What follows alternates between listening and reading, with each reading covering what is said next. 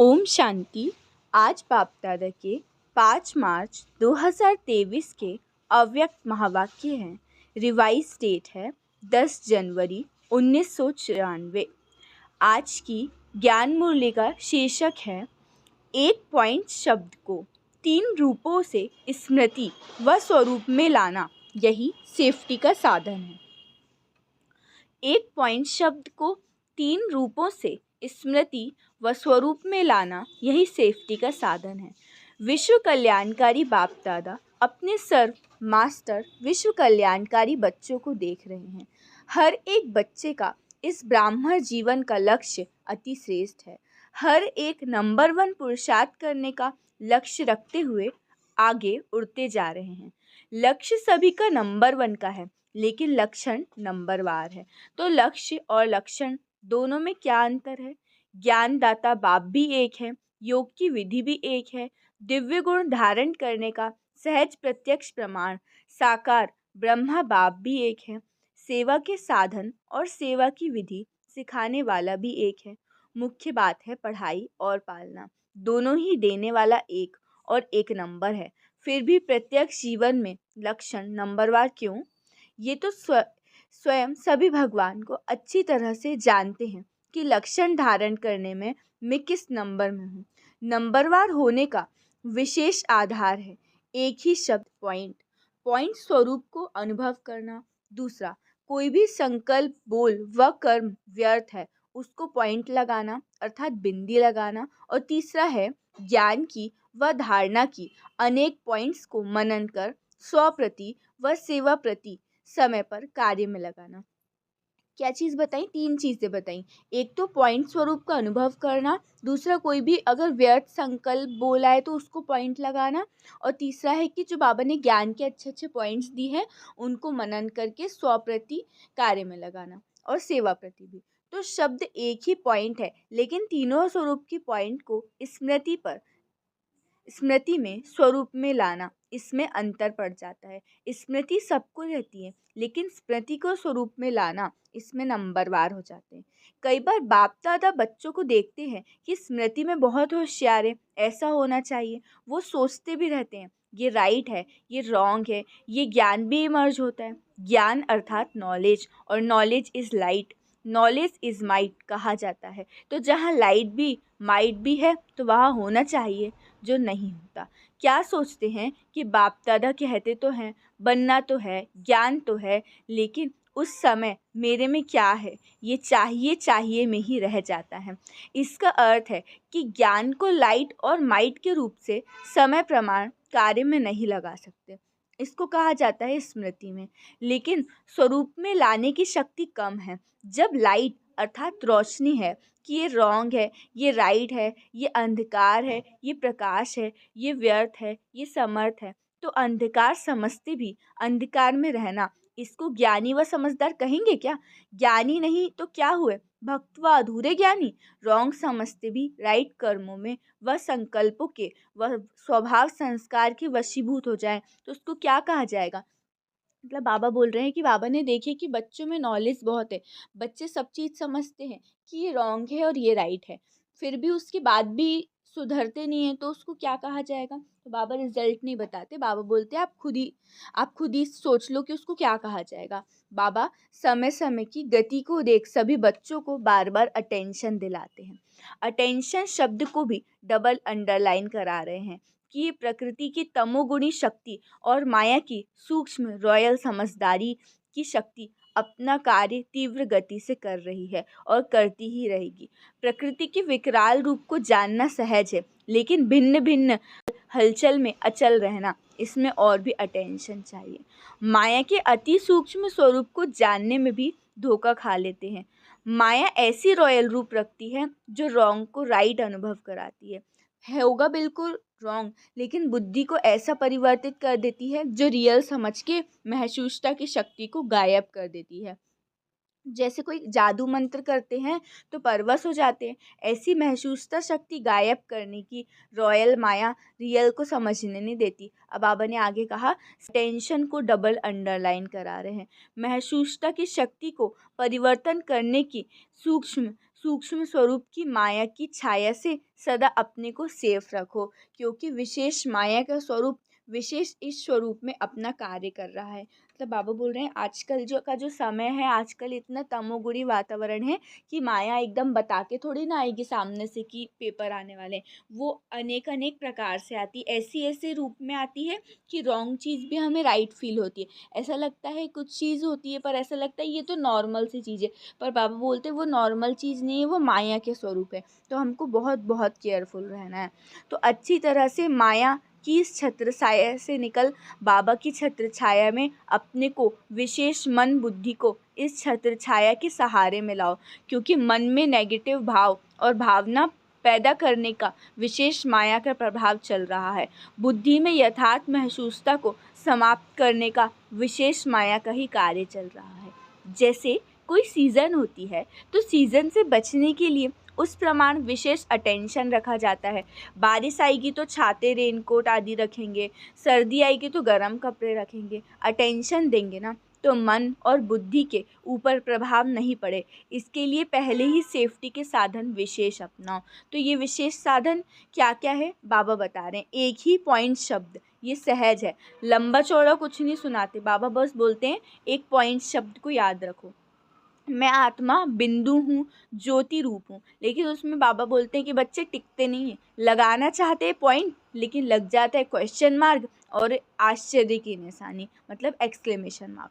Point लगाना सहज है या आश्चर्य की निशानी क्वेश्चन मार्क लगाना सहज है?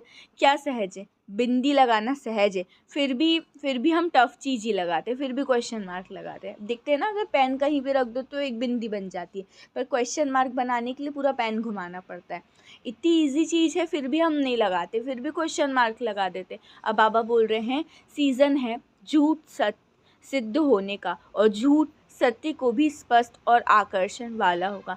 जैसे आजकल का फैशन है, झूठी चीज़ कितनी आकर्षण वाली होती है, उसके आगे सच्चे की वैल्यू तो देखो कैसी रहती है, सच्चे की वैल्यू कम हो जाती है। रियल सिल्वर देखो और वाइट सिल्वर देखो, क्या सुंदर लगता है। रियल सिल्वर काला हो जाता है पर वाइट सिल्वर सदा चमकता रहेगा। ऐसा कहा जाता है ना कि हर चमकती चीज़ सोना नहीं होती। तो आजकल का जो वातावरण है, आकर्षण वाइट करेगा या रियल रहेगा। तो सीज़न को पहचानो, माया के स्वरूप को पहचानो, प्रकृति के तमोगुण के भिन्न भिन्न रंगत को पहचानो। एक है जानना और दूसरा है पहचानना। जानते ज़्यादा हो, पहचानने में कभी भी गलती कर देते हैं, कभी राइट कर देते, कभी रॉन्ग कर देते। तो अब बाबा कह रहे हैं कि अब आपको सेफ रहना है। फिर ऐसे नहीं कहना बाद में कि हमने तो समझा ही नहीं कि ऐसा भी होता है। बाबा अभी भी बहुत ज़्यादा अटेंशन खिंचवा रहे हैं। मज़ा बहुत आता है जब वकालत करते, अनुभवी सब हैं, पर बाबा कह रहे हैं कि अपने जितने भी विशेष कमजोरी के स्वभाव संस्कार हैं, संबंध संपर्क में कोई भी कमजोरी है, ये सब विस्तार है, इनको समेट के सार में ले आओ और माया से बचो। आज नहीं सुनाएंगे, अब बाबा इसके बारे में और कभी सुनाएंगे। कई बच्चे कहते हैं क्या करें, पहले था तो नहीं, अभी पता नहीं क्या हो गया, ये संस्कार मेरे में था ही नहीं, अभी आ गया। इसका कारण और इसकी विधि का विस्तार फिर कभी सुनाएंगे।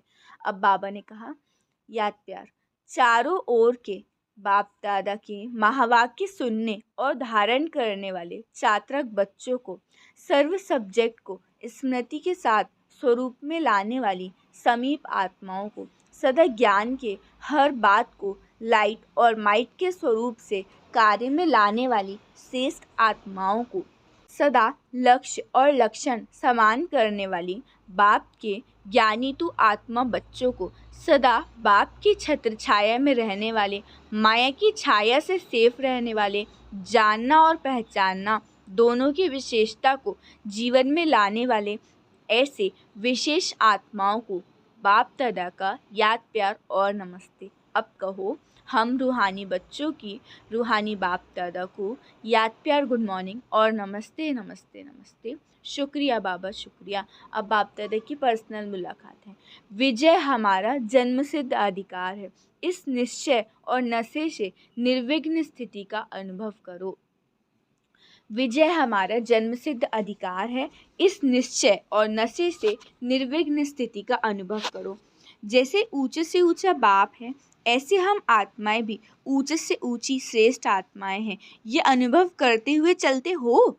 क्योंकि दुनिया वालों के लिए क्योंकि दुनिया वालों के लिए सबसे श्रेष्ठ ऊंचे से ऊंचे बाप के बाद है देवताएं, लेकिन देवताओं से ऊंचे आप ब्राह्मण आत्माएं हो, फरिश्ते हो, ये दुनिया वाले नहीं जानते। देवता पद को देवता पद को इस ब्राह्मण जीवन से ऊंचा नहीं कहेंगे। ऊंचा अभी ब्राह्मण का जीवन है। क्यों ऊंचा जीवन बाबा कहते हैं ब्राह्मणों को? क्योंकि ये ब्राह्मण जीवन है। हमें अभी स्वयं भगवान पढ़ा रहे, पर हम जब सतयुग में होंगे, देवता रूप में होंगे, तो क्या भगवान हमारे साथ में रहेगा? नहीं रहेगा। अभी हम ब्राह्मण है, अभी हमको तीनों कालों का, तीनों लोकों का ज्ञान है, तो अभी हमारा पद और ऊंचा हुआ। देवता रूप में बाप का ज्ञान इमर्ज नहीं होता, परमात्मा मिलन का अनुभव इस ब्राह्मण जीवन में करते हो, देवताई जीवन में नहीं। ब्राह्मण ही देवता बनते हैं, लेकिन इस समय का जीवन देवताओं से भी ऊंचा है। तो बाबा कह रहे हैं कि इसका नशा हमेशा रहना चाहिए। कभी रहा, कभी नहीं रहा, तो कभी मज़े में होंगे, कभी मूंझे हुए रहेंगे। अभी अभी मज़ा, अभी अभी मूंझ नहीं, सदा रहे। जैसे ये श्वास सदा चलता है, यदि 1 सेकंड भी श्वास रुक जाए, कभी चले कभी नहीं चले, तो उसको जीवन कहेंगे क्या? तो इस ब्राह्मण जीवन में निरंतर मज़े में रहो। अगर मज़ा नहीं होगा तो मूंझेंगे। तो माताएं सदा मज़े में रहती हो, शक्तियाँ हो ना, साधारण तो नहीं। घर में जाती हो तो साधारण माताएं बन जाती हो, नहीं। सदा ये याद रहे कि हम शक्तियाँ हैं, हद की नहीं, बेहद की, विश्व कल्याणकारी हैं। मतलब बाबा माताओं को विशेष बोल रहे हैं क्योंकि मूंझ जाती हैं, पर ये बात इक्वली भाइयों के लिए भी लागू होती है कि भगवान के बच्चे हैं तो हम मास्टर सर्वशक्तिवान हैं। सदा ये याद रहे कि हम शक्तियाँ हैं, हद की नहीं, बेहद के, विश्व कल्याणकारी है। शक्तियाँ अर्थात असुरों के ऊपर विजय प्राप्त करने वाली, उनको कहते ही है असुर संहारनी, अर्थात आसुरी संस्कार का संहार करने वाली। तो अब हमें बहादुर बनना है। फिर बाबा ने आगे कहा, पांडव अर्थात विजयी। पांडव कभी ये नहीं कह सकते कि चाहते नहीं, लेकिन हार हो जाती है, क्योंकि आधा कल्प हार खाई, अभी विजय प्राप्त करने का समय है। अब बाबा ने कहा कि विजय अपना जन्म सिद्ध अधिकार समझो। अधिकार व नशा, खुशी रहती है ना। अधिकार अगर किसी को कोई होता है तो उसका नशा और खुशी होती है। इनफैक्ट अगर किसी की मम्मी या पापा भी ऊंचे पद पे होते तो भी उनके बच्चों को बहुत खुशी रहती है। तो बाबा तो हमें कितने ऊंचे पद पे पहुंचा रहे हैं, तो हमको भी उतनी खुशी होनी चाहिए। तो बाबा ने आगे कहा, प्राइम मिनिस्टर क्या भूल जाएगा कभी कि मैं प्राइम मिनिस्टर हूँ? सोएगा, खाएगा, सब करेगा, पर फिर भी ये नहीं भूलेंगे कि मैं प्राइम मिनिस्टर हूँ। तो ऐसी हद के अधिकार और बेहद का अधिकार, कितना भी कुछ भी हो, लेकिन भूलना नहीं है। आगे बाबा ने कहा कि अविनाशी ज्ञान और अविनाशी प्राप्ति, अविनाशी बाप के अधिकारी हम आत्माएं हैं। ये सदा इमर्ज रूप में रहे। ऐसे नहीं बने तो हैं, जानते तो हैं, ऐसे नहीं, प्रैक्टिकल में लाओ। जो जानते हैं वो निश्चय करके चलते हैं, और जिनको निश्चय होता है तो उनके संकल्प बोल कर्म से स्वतः ही नशा झलकता है। मतलब नशा हमें रूहानी नशा होना चाहिए। निश्चय में कभी कभी वाले नहीं बनो, नहीं तो अंत में रिजल्ट के समय भी प्राप्ति कभी कभी होगी, फिर पश्चाताप करना पड़ेगा। मतलब एक निश्चय रखना है कि विजयी रत्न आत्मा है, भगवान हमारे साथ है, सफलता हमारा जन्म सिद्ध अधिकार है। अगर अभी रिजल्ट आने का टाइम नज़दीक आ रहा है, अगर अभी हमें निश्चय नहीं होगा ना, तो रिजल्ट भी फिर ऐसी पश्चाताप वाला आएगा। बाबा ने कहा, अभी दूसरों को चैलेंज करते हो कि श्वास पर कोई भरोसा नहीं, औरों को ज्ञान देते हो। तो बाबा ने कहा, पहले स्वयं को ज्ञान दो, मतलब स्वयं को धारण करो। कैसा भी क्या भी हो जाए, कैसा भी हो जाए, निश्चय अटल हो, कोई भी टाल नहीं सकता। अच्छा, अब सभी ऐसी कमाल करके दिखाओ जो हर स्थान विजयी अर्थात निर्विघ्न हो। विघ्न आएंगे, लेकिन हार नहीं होनी चाहिए। तो जहाँ विजय है, विघ्न हट जाएगा, निर्विघ्न बन जाएंगे।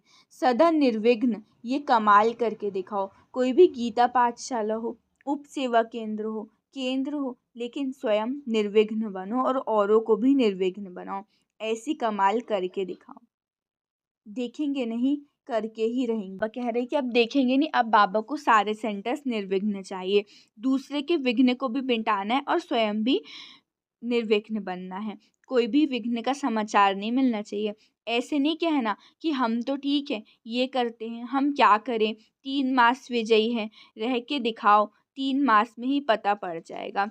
सभी हाँ करते हैं तो ये कमाल करके दिखाओ। मतलब बाबा कोई भी चीज़ बोलते हैं तो बच्चे झट से हाथ उठा लेते हैं, और बाबा कहते हैं आप हाथ उठाते हो, हाँ करते हो, तो बाबा को वो चीज़ प्रत्यक्ष में करके भी दिखाओ। अच्छा, वरदान है, एक बाप के लव में लवलीन रह, सर्व बातों से सेफ रहने वाले माया प्रूफ भव। एक बाप के लव में लवलीन रह, सर्व बातों से सेफ रहने वाले माया प्रूफ भव। विस्तार है, जो बच्चे एक बाप के लव में लवलीन रहते हैं वे सहज ही चारों ओर के वाइब्रेशन से, वायुमंडल से दूर रहते हैं, क्योंकि लीन रहना अर्थात बाप समान शक्तिशाली सर्व बातों से सेफ रहना। लीन रहना अर्थात समाया हुआ रहना, जो समाये हुए हैं वही माया प्रूफ है। यही है सहज पुरुषार्थी। लेकिन सहज पुरुषार्थ के नाम पे अलबेले नहीं बनना। अलबेले पुरुषार्थी का मन अंदर से खाता है और बाहर से वो अपनी महिमा के गीत गाता है। स्लोगन है, पूर्वजपन की पोजीशन पर स्थित रहो तो माया और प्रकृति के बंधनों से मुक्त हो जाएंगे। पूर्वजपन की पोजीशन पर स्थित रहो तो माया और प्रकृति के बंधनों से मुक्त हो जाएंगे। अच्छा, ओम शांति, ओम शांति, ओम शांति।